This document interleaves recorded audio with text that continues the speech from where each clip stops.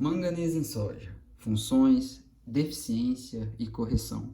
Boa noite, professora, tudo bom? Aqui é o Giovanni. Eu vou apresentar agora o meu trabalho de fisiologia a respeito do famoso manganês. E já a princípio, já quero levar você a pensar de que a gente tem que realmente diferenciar os micronutrientes de macro. A gente sabe que isso é o básico, né? Então, a gente está falando aqui de um micronutriente, então requerido pela planta em menor quantidade. Lembre-se que também é necessário, por isso que a gente vai chegar nas funções dele. Mas a gente tem também que entender que pelo nosso histórico, né, de solos tropicais, a gente tem uma grande tonelada, né? A gente tem uma grande quantidade desse nutriente no solo. Então, o que leva uma planta a realmente expressar essa clorose que a gente chama, né? Uma clorose internerval, o que dá, né? E até para a gente chegar a confundir com o nosso ferro, né?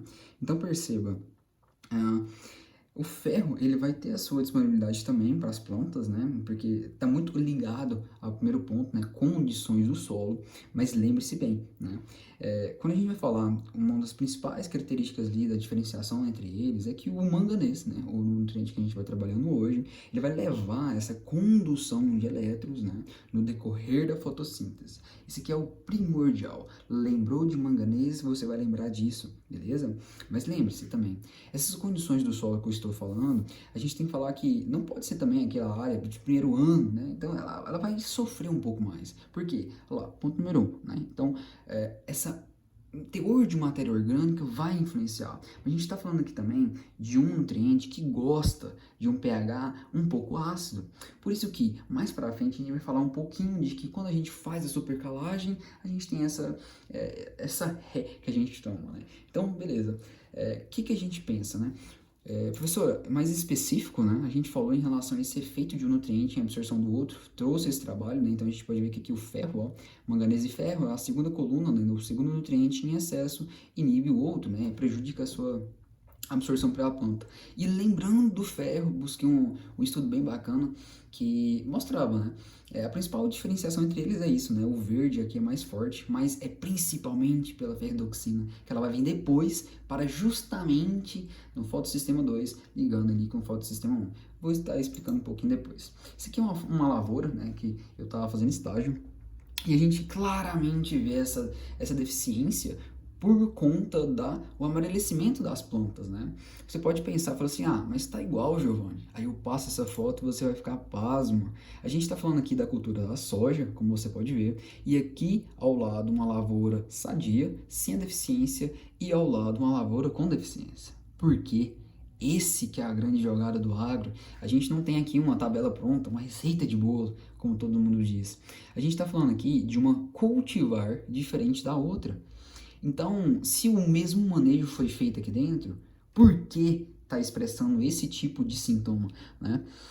E é um pouquinho disso que a gente vai tratar hoje, mas de modo geral, que eu vou estar passando e vocês vão entender um pouco mais, né? De longe, vocês podem ver então assim, essa lavoura, no caso, fica sendo esta, né? E esta fica sendo de longe essa.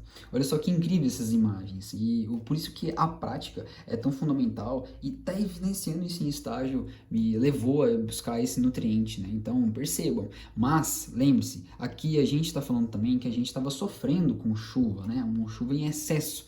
E isso também leva a planta a estar sentindo um pouco desse micronutriente. Mas, né, por essas e por outras, a gente...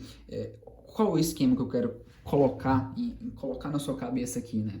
A gente está falando ao lado, essa foto aqui que a gente foi, em Cocalzinho de Goiás, né? Então, uma lavoura bem sadia. E ao lado aqui, a cardenetinha de campo, né? Que a gente tem a deficiência desse nutriente. O que a gente pode pensar, né?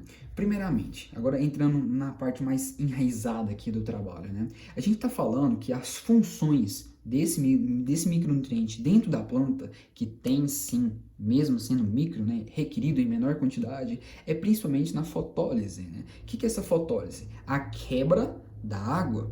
O que seria isso? E para quê, né? Esse micronutriente, ele é tão esperto que ele ocasiona isso, né? A quebra da molécula da água para a função de liberar o O2 da atmosfera e aí sim usar esse elétrons para a fotossíntese. A gente entende que o principal meio de nutrição da planta é através do seu próprio alimento, né? A gente conhece muito bem, não tem o que falar disso. Mas veja como que tudo está ligado e como faz sentido. A ativação enzimática, que é esse ponto número 2, ali esse nutriente está ligado com mais de 30 enzimas, que não cabe a gente aqui detalhar cada uma delas, mas imagine só, né? Mais de 30 enzimas, pode ser funções primárias, secundárias, que resumem basicamente em uma menor planta de padrão, numa elongação celular menor. E, por fim, essa síntese de proteína, para a gente atuar ali em 3 pontos principais, né, para você sempre lembrar, né? Então, fotólise, ativação enzimática e síntese de proteína. Mas aqui a gente está falando para você lembrar, do nitrogênio, né? Ele vai atuar ajudando no metabolismo de absorção desse N. Mas lembre-se também, né? A gente tem materiais ali indeterminados que mais ou menos no início do R1, né? Mesmo ela tá com só 5 folhas desenvolvidas, a gente tem também que ali a planta vai mudar, né? E aqui que você tem que fazer essa correção, tem que fazer essa adubação também, porque a demanda da planta natural de Mn, né? De manganês, vai vir com o florescimento. Sempre lembra disso, né? Essa dica é uma dica do consultor que eu tava andando e é fenomenal. E no finalzinho desse vídeo, eu queria te embutir a pensar também de que o que sintoma seria esse? Você pode falar, beleza, né? Pausa esse vídeo e me responda. Se caso você pausou e falou que é o ferro por conta do início que eu te falei, aí você começou a errar. Por quê? Essa deficiência, esse sintoma, né, não deficiência, é o que eles chamam de Hellos Flash, né? O que é isso, né?